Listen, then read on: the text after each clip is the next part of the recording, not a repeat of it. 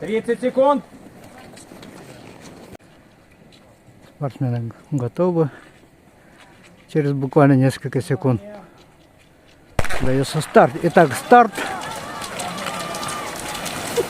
Ну что ж, помчались парни на эту дистанцию. 4 километра 800 метров. Круг всем уже знаком.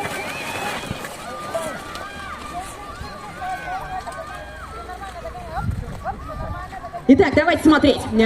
Итак, спортсмены появляются. Подход к стрельбищу, биатлонисты сборной России. Ну и солдат, конечно, готов предоставить условия для тренировок и для них, и сделать, приготовить ту трассу, которая вполне соответствует возрасту для участников наших забегов. Ну и так, давайте смотреть, кто натягивал, кто убегал. Так, Кто лидеры. попытался рисковать, кто Первая держался. стрельба, Лёшка. И сейчас практически одновременно начнут работу на огневом рубеже спортсмены. Плотная группа у нас получается.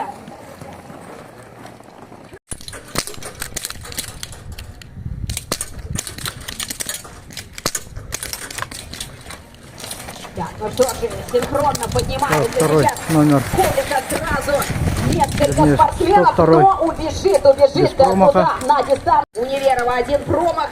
Благодир тоже был неточен. Смотрю дальше.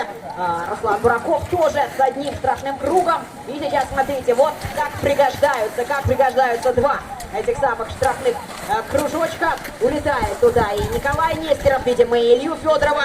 Все достаточно плотно. Бураков возвращается.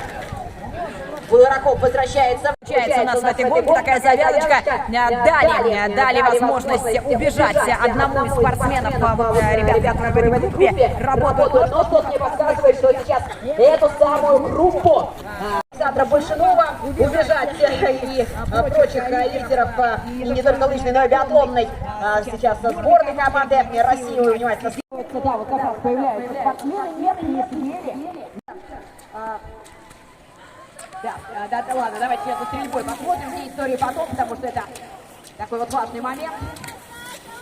Второе рубеж, это все та же Лёшка, это все та же работа, все в том же, с одной стороны, режиме, но с другой стороны, здесь уже нет таких нервов, как после первого разгонного круга, это мы понимаем, когда вот в этом вот азарте устремляются спортсмены.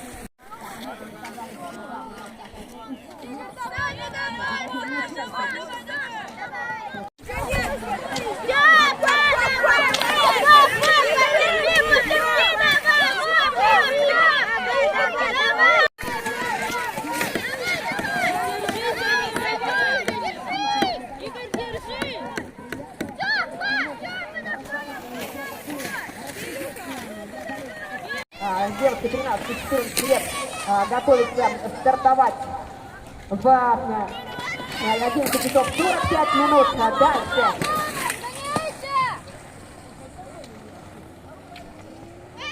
Так, 13:05, да, это стрелковое упражнение для